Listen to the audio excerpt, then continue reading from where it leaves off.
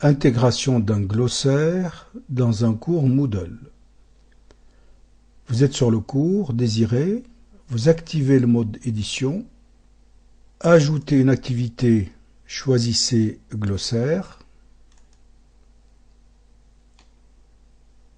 Sur cette fenêtre, vous commencez par saisir le nom et la description de votre glossaire.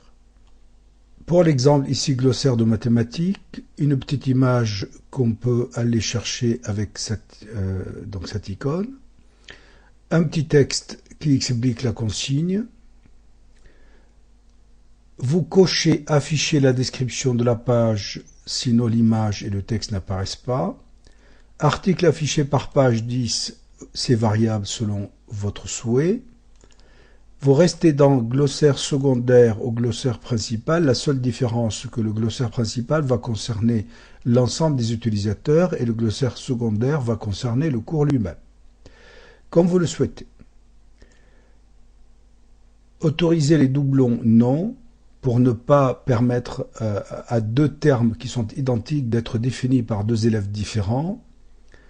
Ensuite, vous avez ici d'une façon importante, complet avec auteur ou complet sans auteur, comme vous le souhaitez également. Pour savoir qui a rentré l'article, c'est avec, ou bien, juste c'est l'article qui est intéressant. Dans ce cas-là, c'est sans auteur. Ensuite, vous allez tout simplement afficher le lien oui, parce que, vous allez voir tout à l'heure, il y a des liens qui vont être créés automatiquement. Et ensuite, vous allez donc toujours modifiable oui ou non. Pourquoi oui ou non, ça veut dire tout simplement si c'est non, à ce moment-là, l'élève ne peut plus modifier son article, il n'y a que le professeur qui pourra le faire, et si c'est oui, forcément, l'élève il a la possibilité de le faire. Ensuite, j'ai dû rater quelque chose, voilà, c'est ici. Donc, lorsque vous faites ici approbation non, ça veut dire que l'article saisi par l'élève est automatiquement intégré sans que le professeur le valide. Si vous dites oui, il faut que le professeur l'ait validé avant qu'il soit disponible. Vous validez le tout, ici vous enregistrez et vous revenez au cours.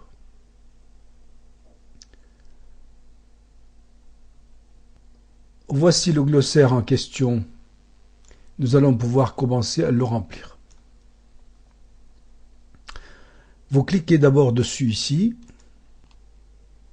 Vous commencez par consulter par catégorie pour organiser votre glossaire éventuellement par catégorie. Ça veut dire que là, par exemple, je pourrais rentrer 2 catégories ou 3 ou 4, modifier les catégories, ajouter une catégorie. La première que je vais mettre, définition de termes géométriques, je vais lier automatiquement, c'est important, enregistrer.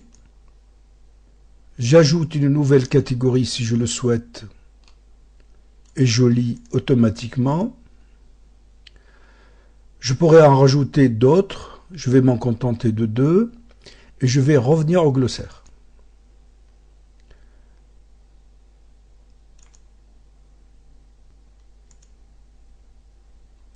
Ici, je vais commencer à pouvoir mettre des articles. Donc, je peux ajouter ici un nouvel article. Cet article va concerner, par exemple, le concept table de Pythagore. J'ai mis la définition du concept, et puis ensuite, j'ai mis un tableau. Et là, je vais prendre dans les termes, dans les définitions des termes algébriques. Ici, les termes associés, qu'est-ce que je pourrais avoir d'important là-dedans? Je peux prendre le mot Pythagore, par exemple. Eh bien, je vais mettre ici à la suite, par exemple, Pythagore, je fais entrer, je vais voir ce qu'il y a ici comme terme que je pourrais associer également. Tableau, hein, juste pour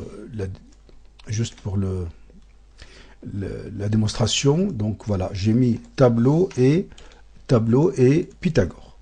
Je pourrais ajouter des fichiers explicatifs également. Regardez comment on gère mes documents. Pour ajouter un fichier, c'est aussi simple que ça. Je vais cliquer sur ajouter. Je vais regarder 2 éléments ici.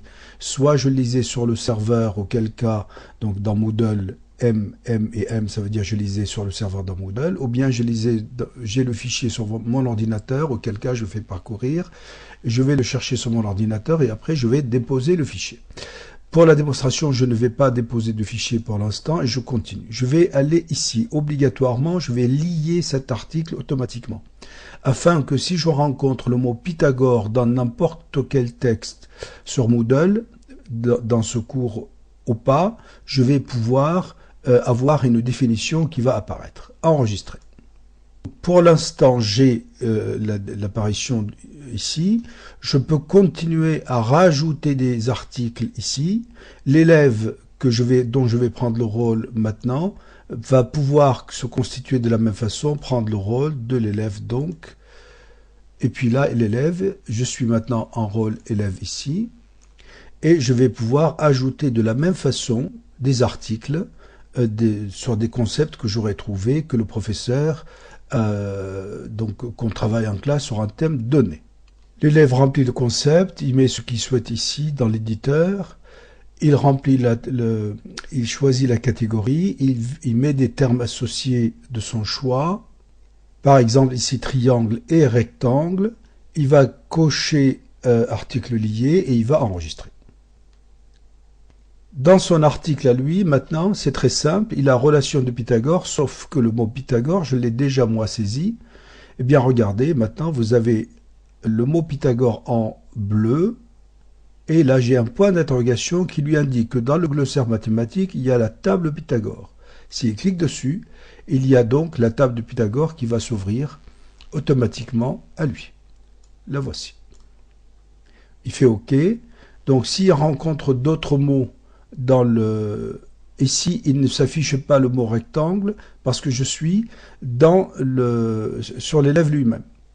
Donc, à chaque fois qu'on va rencontrer des mots qui sont dans le glossaire, ils vont s'afficher sous format donc bleu avec un lien hypertexte sur lesquels on va cliquer et automatiquement on va pouvoir avoir donc la définition qui va bien avec. Ceci peut être comme un dictionnaire et ça peut donc enrichir le travail des élèves. Ça veut dire que ça peut être un outil de correction orthographique. On va un tout petit peu plus loin d'une certaine chose sur Moodle, c'est qu'une fois que vous avez corrigé à l'élève un mot, si vous le rentrez dans le glossaire, ce mot-là sera indiqué à l'élève lorsqu'il fait la même faute. Et ainsi, vous pouvez profiter vous aurez une pédagogie très à la pointe de la correction pour les élèves. Voilà comment on insère un glossaire dans Moodle qui pourra servir pour intégrer des définitions et aussi pour lier des mots ensemble afin que je les retrouve même lorsque il y a une partie de la phrase ou en tout cas du concept qui est juste affiché.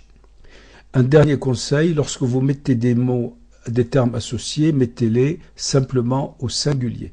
Car si c'est au pluriel, il va rechercher totalement le mot en pluriel. Bonne utilisation.